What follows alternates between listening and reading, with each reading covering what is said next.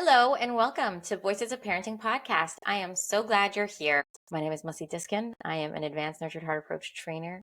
I am a parenting coach. I am also an inner wealth coach, which means that I help people rediscover and connect to the people that they truly were all along, but may have gotten forgotten along the way. So to find out more about me and what I offer, you can check out mussidiskin.com, contact me through there, respond to this podcast, find me on social media. I would love to connect and I would love to hear your feedback. To sponsor a Voices of Parenting podcast episode, please reach out to energizinghearts@gmail.com. Thank you for being here, and I hope you enjoyed today's episode. Welcome back, Chanie. This is exciting. We're going to continue our conversation we had the last time. I know we've done many episodes together, but specifically the one where we talked about supporting emotions and our children's big emotions. And I think a very practical next step, direction to go in, is a really hard thing for me as a parent. I think for all parents, specifically since we're so emotionally connected, committed, and like given over to our children. When they come to us with big emotions that are against us or about us, like they're mad at us, they hate us, and I think like there's different levels of that. There's maybe like a 2-3-year-old version of that, of like, I hate you, mommy, you're the worst, mommy. But there's also a teenage version of that. There's also a 10-year-old version of that. And even for the 2-3-year-old, it could sting. Like, I just spent my whole day and night and life like doing everything for you, and like this is what I get. It can be very hurtful. So balancing that experience on a twofold sense of my inner experience of like, ouch, and then also like, whoa, that was rude. Like, don't talk to me like that. How do I respond to them and respond to that? So let's start more on like a objective space, like pretend I'm not human and I don't have my own feelings and I don't have my own reactions. Just when my kid's coming to me telling me hurtful things about me, what's the best way to respond, or what would your way be to respond to those like accusations or, big emotional statements against me? Yeah. Um, you know, I'm very different now that have spent so much time taking care of my own feelings. I feel like I used to not be able to really objectively be able to understand, support, and hear my kids for where they were coming from because I had so much of like my own defenses and walls in the way that I would take it personally. So I really do believe that, through supporting my own feelings and through supporting my own hurt when I was hurt with, you know, about others or my own disappointment or whatever, and meeting my own feelings with compassion and love, and instead of trying to fix it or shame it or judge it, that really is what gave me the capacity to be able to meet my kids' feelings that way. So when my kids come to me with something that I did to hurt them or that offended them, I am really grateful that they are giving me an opportunity to meet their experience with kindness and love, because it's an opportunity for connection, and it's an opportunity for me to show them how much I care. And I don't look at it as how I meant it, if I'm right, if I'm wrong, how they should see it differently. I look at it as this is their experience and this is how it felt to them. And they deserve care for that. And so I really try to meet it with care and compassion and kindness when they come to me with whatever it is that they're feeling hurt by. Something I said, something I did, something they're disappointed with, something they don't like. They're not asking me to, they're not asking for reasons. They're not asking for explanations. They're not asking for me for anything. They're just, in a way, saying, hey, this is my inner experience and it hurts. Can you care? And I like to say, yes, of course. I care so much. So what about the delivery though? Like, what if they say it in, it's almost like the way you presented it is like, oh, that's such a nice, mature conversation. But what if it doesn't come across nicely or maturely? And instead they're shouting, I hate you, you're the worst mother ever, like saying mean things, hurtful things, rude things. Like, what would you do with that? I see that you're really, really upset right now, and I get it. It's definitely easier to uh, put those feelings onto me because it's hard to feel them, but it's okay to feel them. Like punch a pillow, write it out in your journal, draw a picture. Like I get it, and your feelings make sense, and I totally understand. And I see that it really, really bothers you. And what are some ways we can honor that and express that and actually give permission for that? For example, one time we went to the library. I took my daughter to the library and it was closed. And she was really, really upset. And she was kicking my seat and she was like screaming at me, "You're the worst mother in the world. I hate you." And I said to her, I said, I I understand that you're really, really disappointed. You were so excited to go to the library and it's closed. And I get what you're like, I get for me too. Sometimes when it's so uncomfortable to feel the disappointment, so much easier for me to like have a person to blame. Like I'm mad at you and now I can let it out at you. But really, our body is just feeling the disappointment. And you know what, sweetheart? It's okay to feel the disappointment. I know it's uncomfortable. It's okay to be uncomfortable. It's really upsetting. And it's not okay to hit my chair because it's hurting me. But if you want to, bang the window, if you want to say, "I'm so disappointed," like whatever it is, like I'm here for you to support that. And, I get it. And I'm so sorry that it was closed. Your feelings make sense. So, kind of what I hear you saying is like hearing behind the words they're saying and behind the delivery, hearing the real message and the real experience of what they're experiencing is like staying objective to the delivery and allowing my heart to read their heart and to know that they're just having a big experience right now. And this is the way they're expressing it, which maybe isn't very polite or pleasant. But first of all, can I see their experience? Could I receive their experience? Could I validate their experience?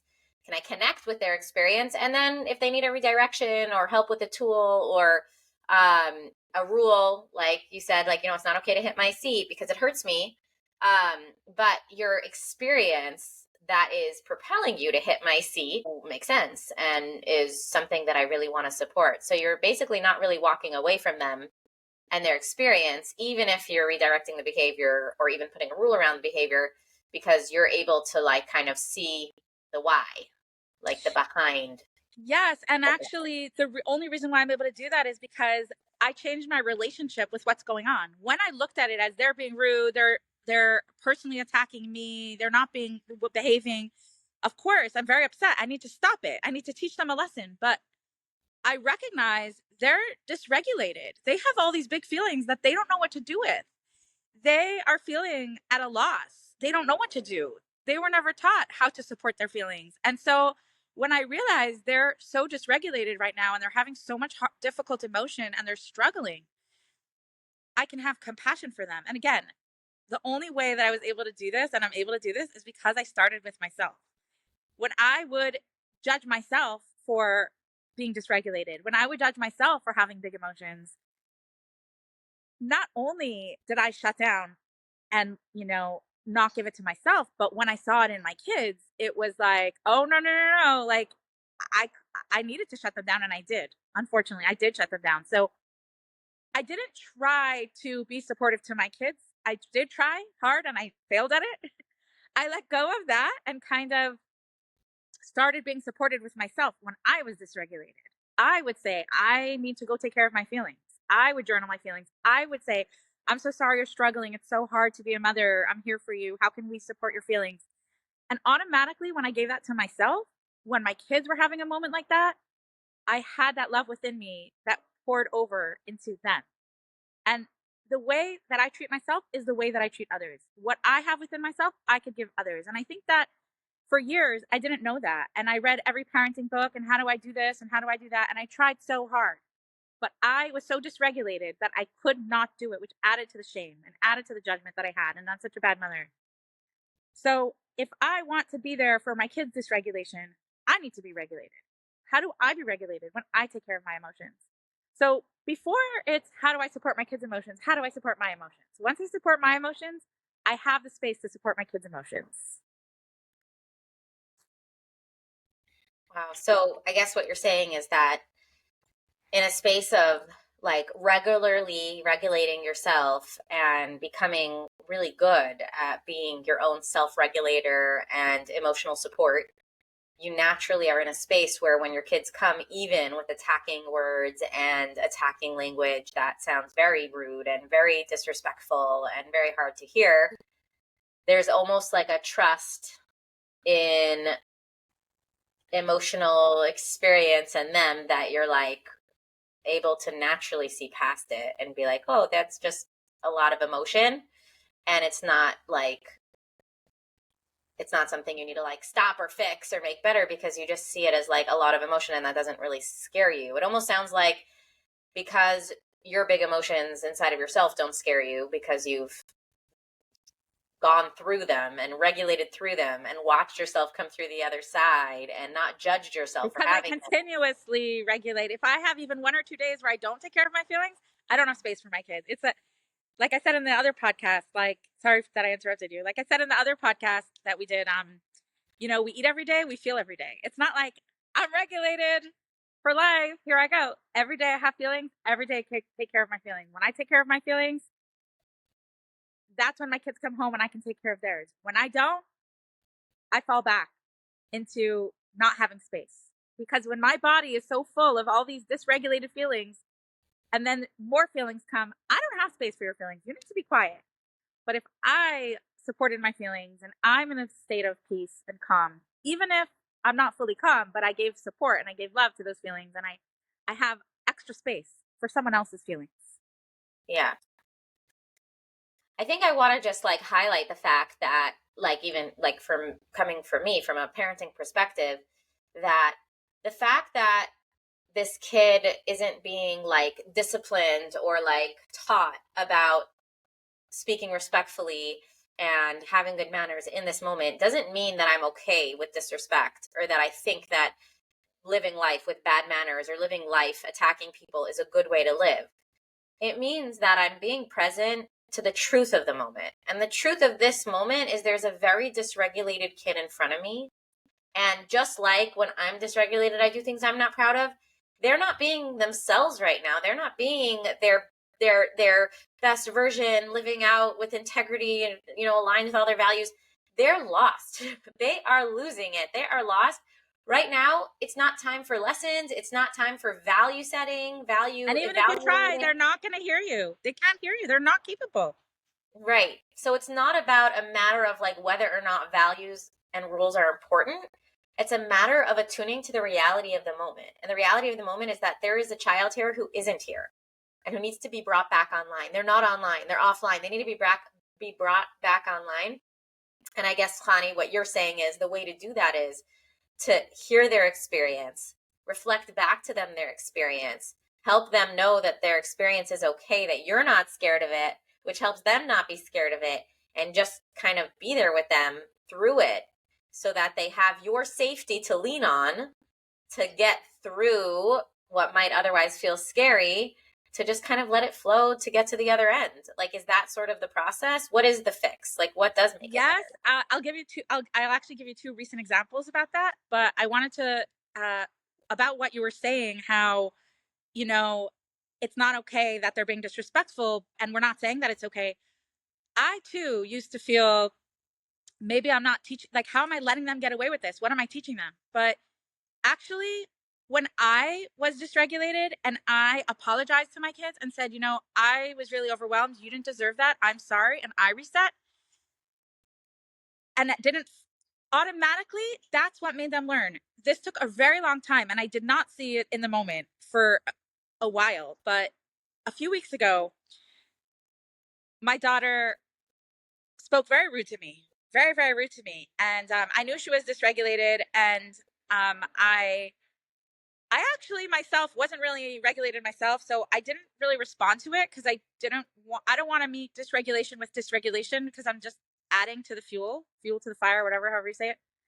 So I actually went to my room to like relax and journal and just like feel my feelings. And I knew she was dysregulated, but I knew that I had to regulate myself. She knocked on the door and she opened the door and she said it was very hard for her, but she said, "I'm sorry." And I was able to come to her and say, wow, that was so mature of you to take ownership. And I understand, I get it. Mommy also sometimes makes mistakes, and in the moment it's hard for us. And I tell her we're human and we all make mistakes, but not everybody owns up and apologizes and acknowledges. And that is amazing. And, so yeah, I just wanted to share that I teach respect, and I teach how to speak nicely and how to take care of things more by when I do it myself than when I tell them this is how you should do it. So I am teaching them just in a different way. Um, Also, of course, obviously, if my kids say something extremely rude or whatever, I say, I get you're upset. I'm not okay hearing that. Like, of course, there's no black and white. Every situation is different.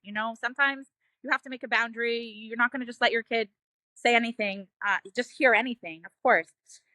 So, like 2 days ago, my daughter's school had an event that she really wanted me to come to. And I had like my own thing that I wanted to go to.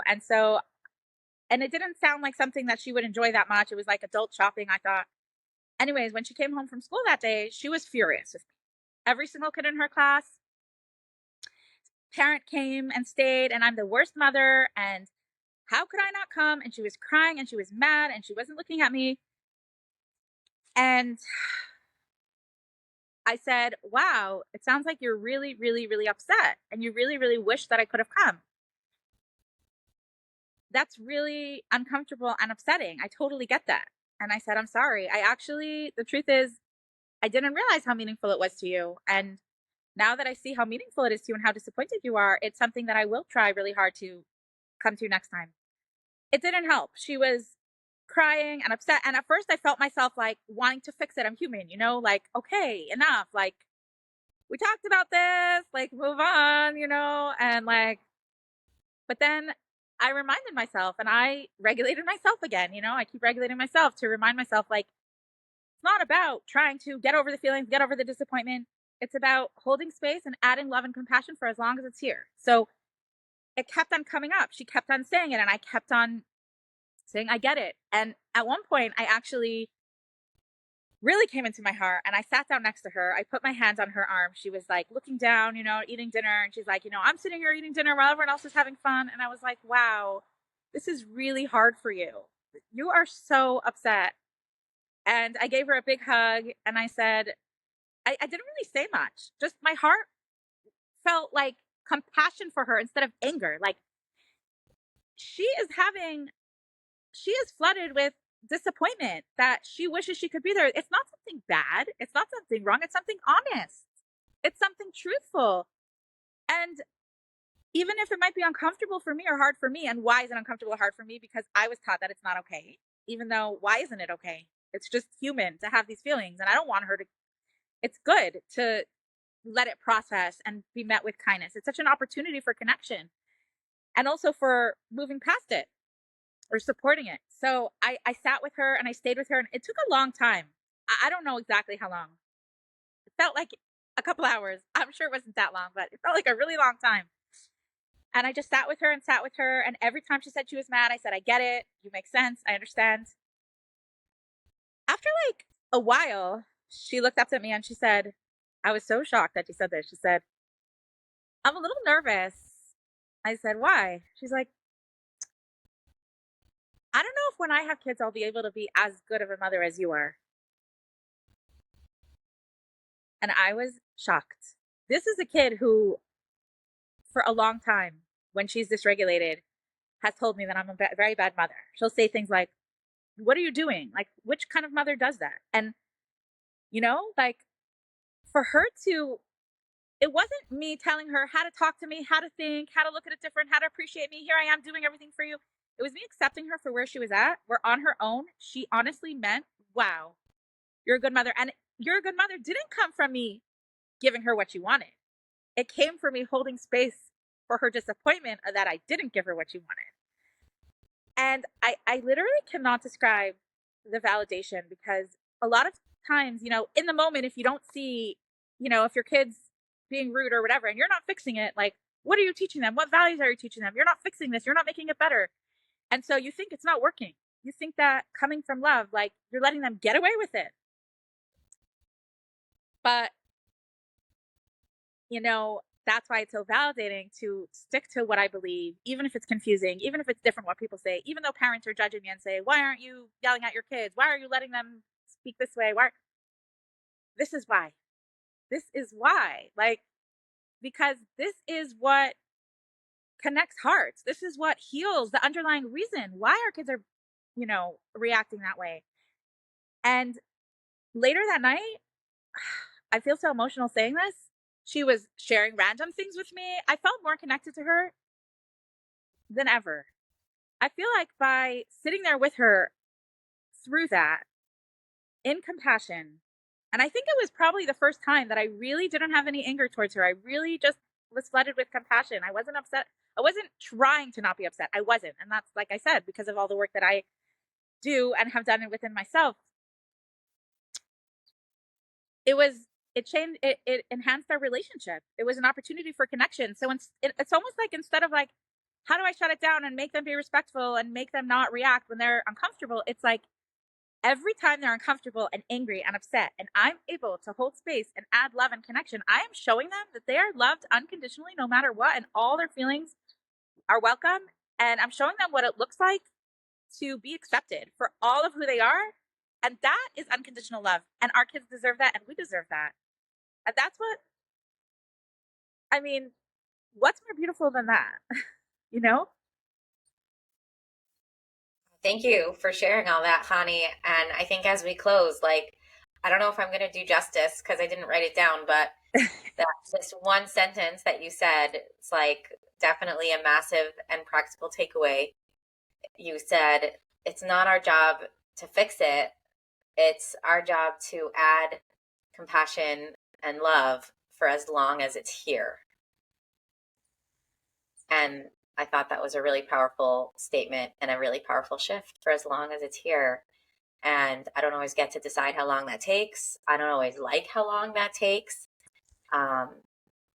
And when I'm waiting for it to end, it's like a pressure cooker, because I'm like, why isn't it over? Why isn't it over? But that reminder to just keep regulating myself, to keep taking care of whatever comes up for me, if it's the frustration that is taking so long, if it's the sense of impatience in me, or whatever else might be triggered. But that the unconditional love that's communicated through just bringing compassion and love for as long as it's here is like, whew, very powerful. So I'm going to leave you all with that. And Chanie, thank you so much for this conversation. Thank you. Hey, wait, don't go yet. Take a minute to find the beautiful quality that you have, that you appreciate about yourself.